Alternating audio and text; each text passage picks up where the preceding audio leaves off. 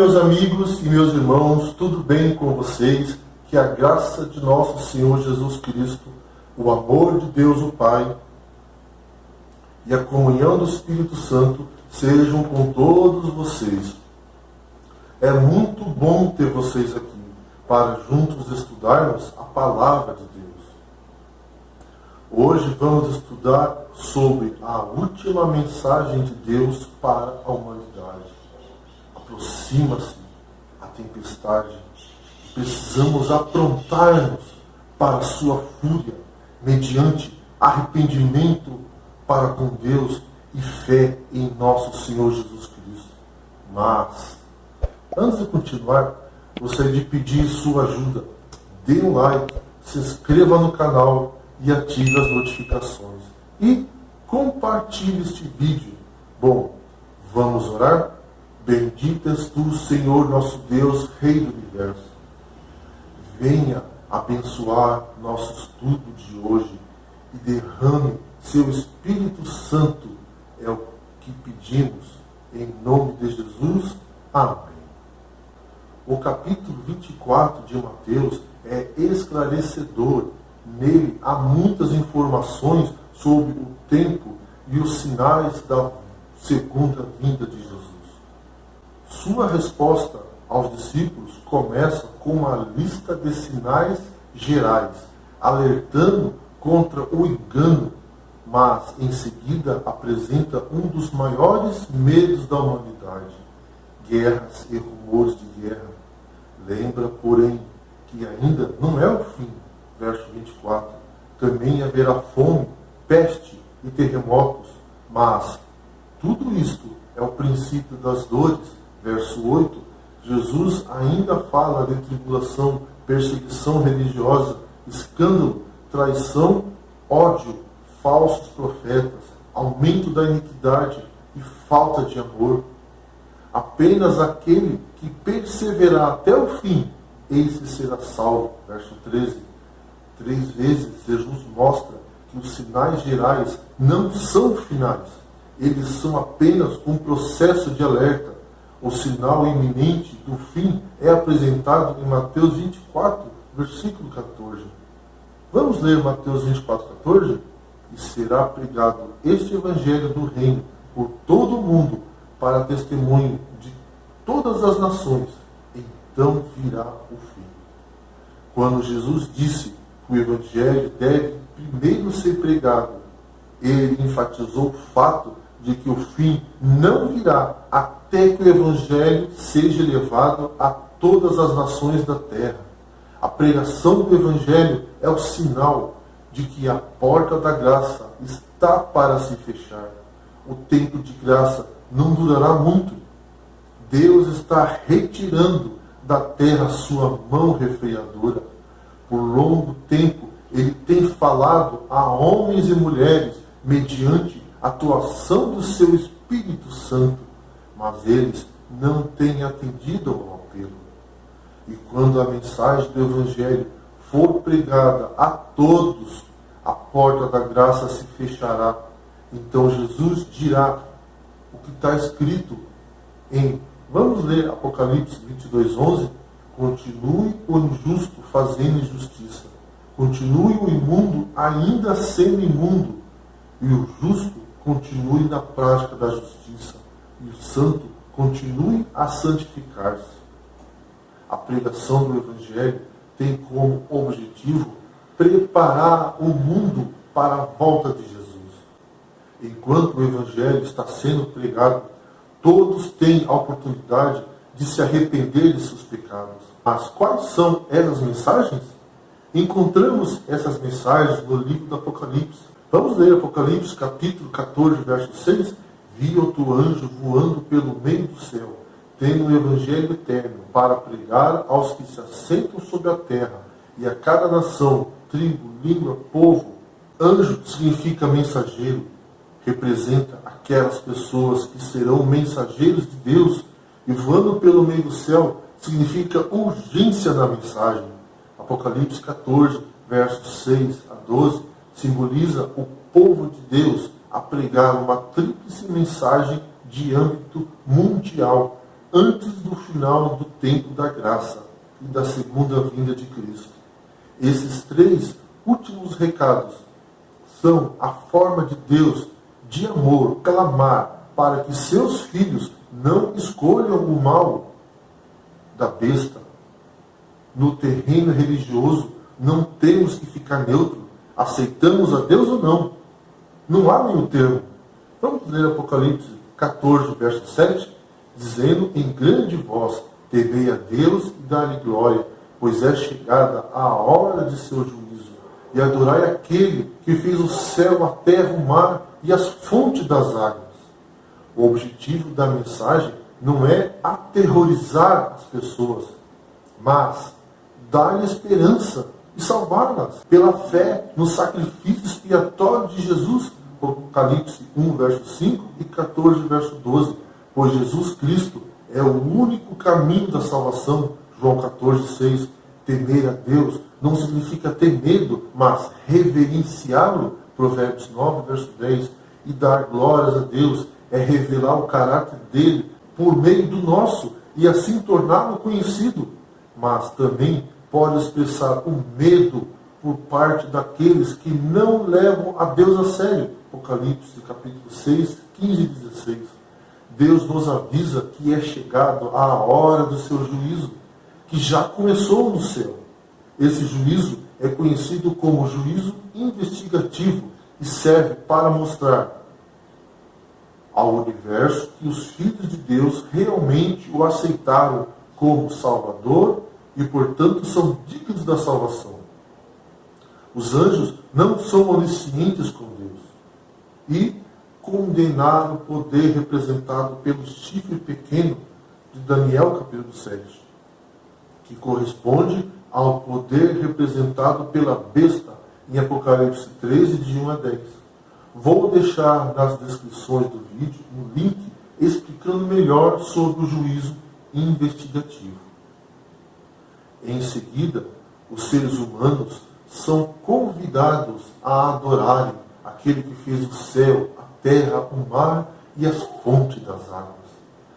Veja que no desfecho final, entre o bem e o mal, envolve adoração. Isso pode ser visto claramente em Apocalipse capítulo 13. Não é por acaso que as últimas palavras de Apocalipse 14, verso 7, são as mesmas de Êxodo 20, verso 11? Vamos ler? Porque em 6 dias fez o Senhor o céu, a terra, o mar e tudo o que nele há, e ao 7º dia descansou. Por isso, o Senhor abençoou o dia de sábado e o santificou. Ao dar razão pela qual devemos guardar o sábado, devemos, deixando de lado as atividades cotidianas, os 2 textos juntos estão dizendo: porque Deus criou todas as coisas em 6 dias. Vocês devem guardar o sábado. Portanto, adorem a Deus no sábado, dando sinal de que lembram dele como Criador. Ligando os 2 textos, podemos ver que a primeira mensagem de Apocalipse 14 é para que guardem o sábado em atitude de adoração. Vamos ler Apocalipse 14, verso 8? Seguiu-se outro anjo, o segundo, dizendo: caiu, caiu a grande Babilônia, que tem dado a beber a todas as nações do vinho da fúria de sua prostituição.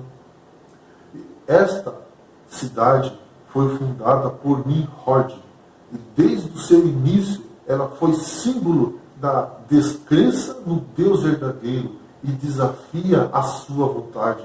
Gênesis 11, verso 4 até o 11.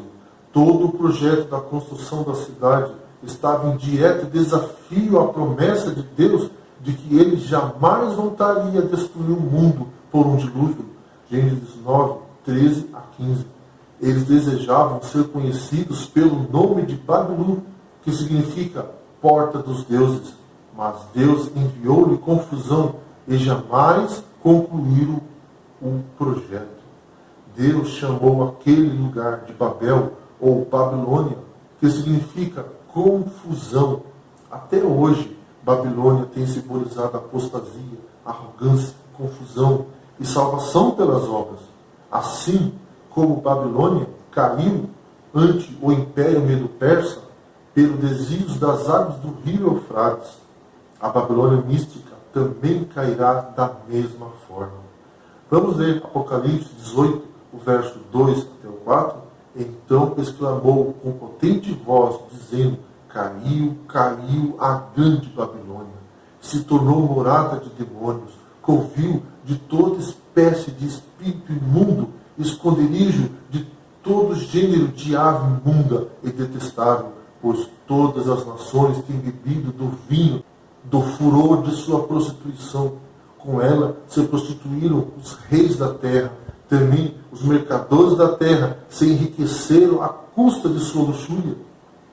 Ouvi outra voz do céu, dizendo: retirai-vos dela, povo meu, para não seres cúmplices em seus pecados e para não participardes de seus flagelos.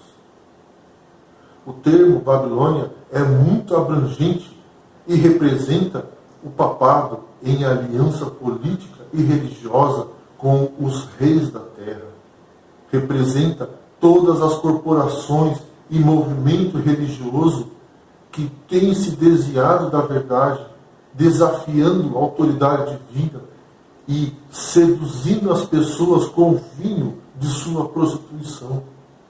A grande Babilônia descrita neste verso designa em sentido especial as religiões apóstatas unidas no fim do tempo numa tríplice aliança.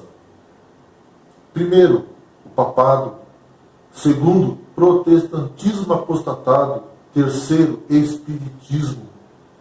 Vinho de Babilônia são suas doutrinas falsas. Babilônia mudou o dia de repouso, colocando o primeiro dia da semana, o domingo, onde deveria ser o sétimo, o sábado. Crença na existência de um espírito ou alma que sai do corpo por ocasião da morte. Tormento eterno dos ímpios. Deus ordena não adorar imagem de escultura. Êxodo 24:6. Porém, ela induz multidões a este pecado, enquanto a Bíblia ensina a salvação pela fé no sacrifício de Jesus Cristo. Atos 4, verso 12, Apocalipse 3, verso 8. Babilônia promove hereticamente salvação por sacramentos, indulgências e boas obras. Enquanto Cristo intercede por seu povo no santuário celestial, ela estabeleceu um sistema terrestre rival por meio da missa e da intercessão sacerdotal. Esta mensagem continuará até o fim, uma vez que Babilônia é descrita como se tornando cada vez pior. Essa profecia da queda da Babilônia encontra o seu cumprimento no abandono do cristianismo em geral, da pureza e simplicidade do Evangelho. E no capítulo 18 de Apocalipse, temos o último apelo de Deus para a humanidade. Apocalipse 18, verso 4. Sair da confusão religiosa. Vamos ler Apocalipse 14, verso 9 até o 12. Seguiu-se a este outro anjo, o terceiro, dizendo em grande voz: se alguém adora a besta e sua imagem, e recebe a sua marca na fronte ou sob a mão, também este beberá do vinho da cólera de Deus, preparado sem mistura do cálice de sua ira, e será atormentado com fogo e enxofre diante dos santos anjos e na presença do Cordeiro.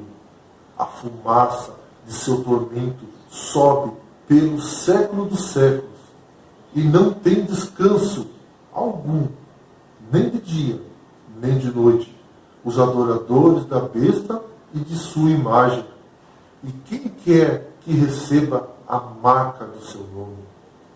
Aqui está a perseverança dos santos, os que guardam os mandamentos de Deus e a fé em Jesus. O terceiro anjo fala que aquele que receber o sinal da besta se perderá, embora seja uma poderosa advertência mundial feita aos homens contra a adoração à besta e à sua imagem.